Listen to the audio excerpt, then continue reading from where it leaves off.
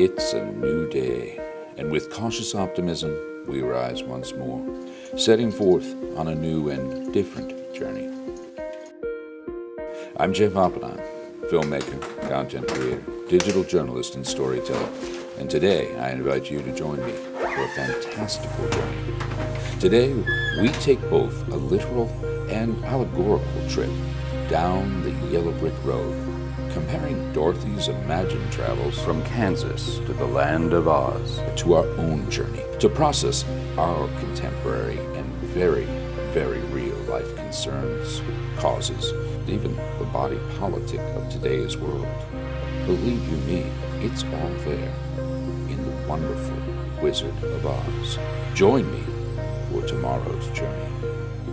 Wizard of Oz is an international children's classic at this point, translated into just about every language. Most of us know the 1939 MGM American musical film classic starring Judy Garland, and with a now iconic songbook by Yip Harburg and Harold Arlen.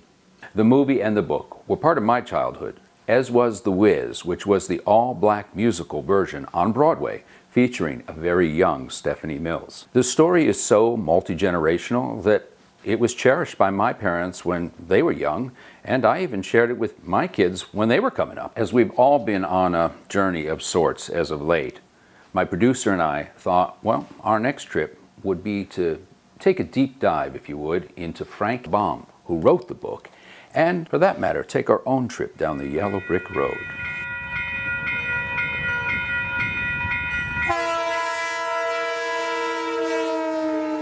We traveled to a little upstate New York town near Syracuse called Chittenango, population 5,000. Its greatest claim to fame seems to be that Mr. Baum was born here. And as such, they've got their very own yellow brick road that leads to the All Things Oz Museum, which is, well, exactly that. However, it turned out that even Oz was closed for COVID. And to make matters worse, the annual 3-day Ozstravaganza, get it? Had to be canceled this year. But it was here, well, actually here. The now empty lot is where Baum's childhood house once stood. The Baum estate was certainly a far cry from Dorothy's one-room farmhouse where she grows up in the book. In fact, it was a mansion called Roselawn, and reputed to be quite swank in that it was built off one of the first all-plank roads in this country. Baum's dad was one of the beneficiaries of the new Gilded era in the American economy. Of course now, just an empty lot. So much for cultural preservation. But we weren't sorry we came, because the area has some great scenery year-round. And they even have their own cowardly lion at the local wild park. Now, it turns out that Chittenango was not the inspiration for the yellow brick road, even though they have one of their own making. It was actually this town, the town of Peekskill. And it was here that a young Master Baum was to come to attend school. Keep in mind that most of America was settled, at least the early white settlers were Dutch, and they had a special technique with brick that was called Dutch brick, and it was produced creating a brick that was golden, or at least a dull yellow.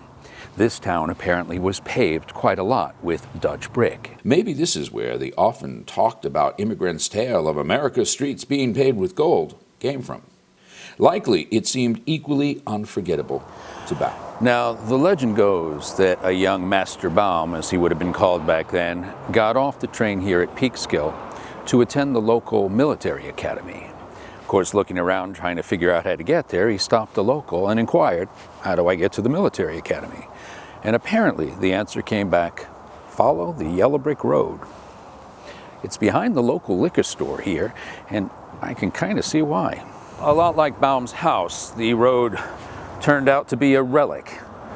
A little less inspiring, certainly, than we had hoped.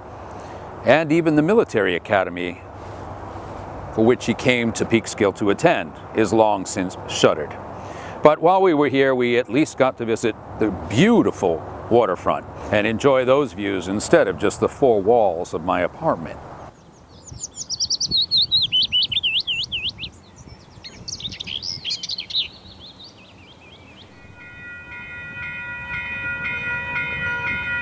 Before heading back to New York City, we decided we would take the train to one more Westchester town, Mount Vernon, New York, which has its own, well, a very unique connection to Baum and the story of the Wizard of Oz.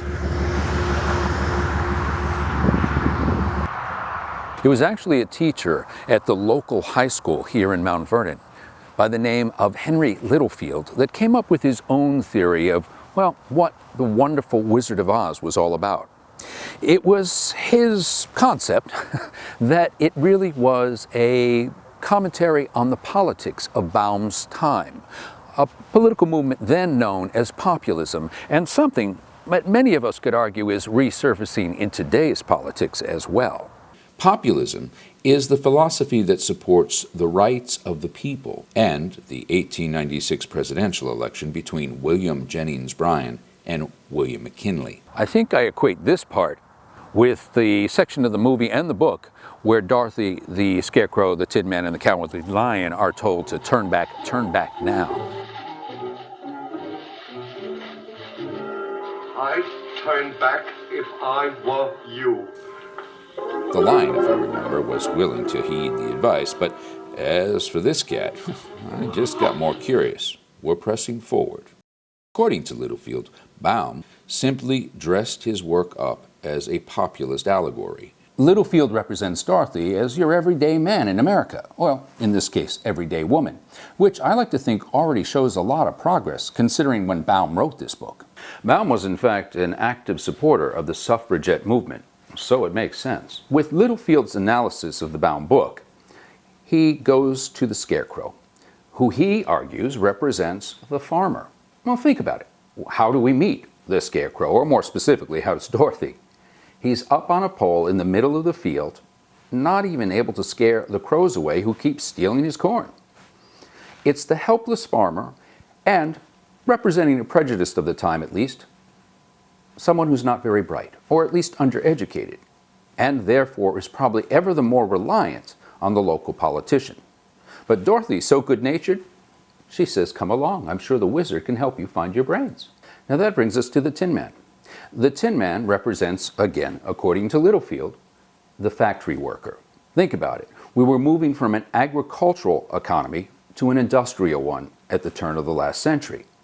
And therefore, the Tin Man was that worker who was almost automated. Think about the Tin Man's story, in the book at least. He was out chopping wood and had an accident. He went to the tinsmith to replace the limb that he lost, and that kept happening until every single part of him was tin. In other words, he became part of the machine, heartless and passionless, the factory worker. And of course, lastly, that brings us to the Cowardly Lion, who, Littlefield argues, represents one of the politicians of the day.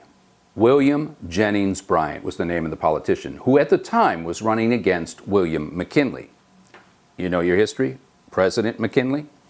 So we know how that election turned out. And Littlefield argues that maybe Baum, who was a supporter of Bryan, felt that it was the cowardly actions, or inactions, that cost Bryan the election. And therefore, we have the Cowardly Lion who keeps wanting to turn back. Wait a minute, fellas. I was just thinking. I really don't want to see the wizard this much. I better wait for you outside. What's the matter? Oh, he's just as scared again. Don't you know the wizard's going to give you some courage? I'd be too scared to ask him for it. Well, then we'll ask him for you. I'd sooner wait outside. Dorothy, the Scarecrow, the Tin Man, the Cowardly Lion represent American society, taking care of each other and on this journey. A journey down the yellow brick road. Yellow, golden, to where? Oz, in the Emerald City. Emerald, green. What else is green? Money.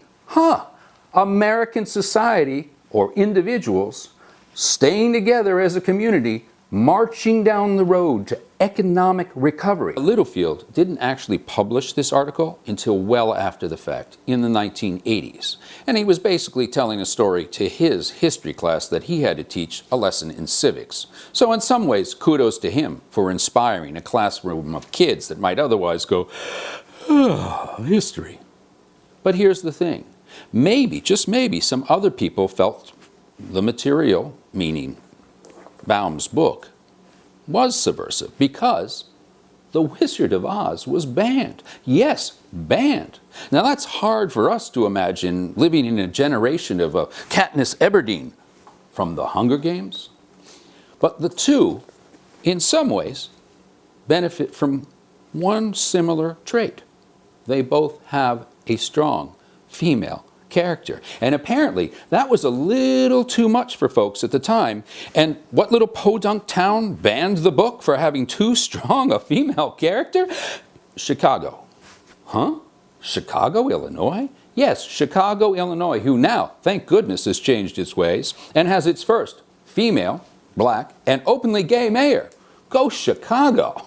I hope the book's no longer banned there. The book was also banned in Detroit because it allegedly, quote, had no value for children and supported negativism, end quote. Maybe the Motor City didn't like the idea of the Tin Man. Just saying. And then there's this persnickety idea of populism and politics. Populist parties and social movements are often led by charismatic or dominant figures who present themselves as, quote, the voice of the people, end quote. I am Oz, the great and powerful. Somehow I get the feeling that I'm living all this all over again. Sort of like I saw it on CNN, and they were not rerunning the musical of The Wizard of Oz. Do you presume to criticize the great Oz, you ungrateful creatures? In rereading the book, one of the things that struck me was that moment of pulling back the curtain. And that seemed particularly relevant to today's world and everything we're going through. And who does that? Toto, the dog. As if to say, it's his instinct or his common sense that leads him over there to point out the obvious. And even though the wizard does come through for the Scarecrow, the Tin Man, and the Cowardly Lion, of sorts, and has the best intentions to help Dorothy get home in his hot air balloon, somehow he fails. The balloon tips and goes away without her, leaving Dorothy on the ground, stranded. It's not until Glinda the Good Witch comes back in as if a consciousness reawakening to tell Dorothy, darling, you had the power all along. It's in you. It's in us. No matter how many interpretations there are or will be in the future of the great, wonderful Wizard of Oz series, I think ultimately, as we look upon the tale in today's times, the thing that I'll take away as I look at Dorothy's journey is that ultimately hers is a journey of awakening, or in our case, perhaps reawakening, realizing, just like Dorothy does, the value of what's at home, and like the Scarecrow, trying to find the smarts, the knowledge, the mindfulness to push forward. And we of course have the Tin Man, who's in quest of what? Heart. And isn't this time all about connecting with heart? Connecting and living with loved ones in an extreme proximity, the likes of which we haven't done in quite some time. And for that matter, heart outside of the home, taking that extra moment to be careful with other people. And for that matter, courage at large.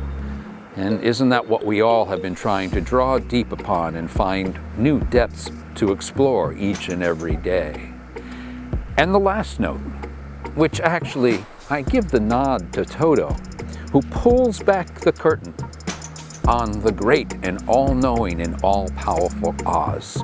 So even as we look to others, as we might and want to, as the ultimate knowing source of all, just as Oz is, well, perhaps the best lesson, just like Dorothy, we need to learn that it is within us. It starts with us. The knowledge is inside all along. I'm Jeff Oppenheim, and I thank you for joining me on today's journey. And remember, no matter what road you take, enjoy the journey.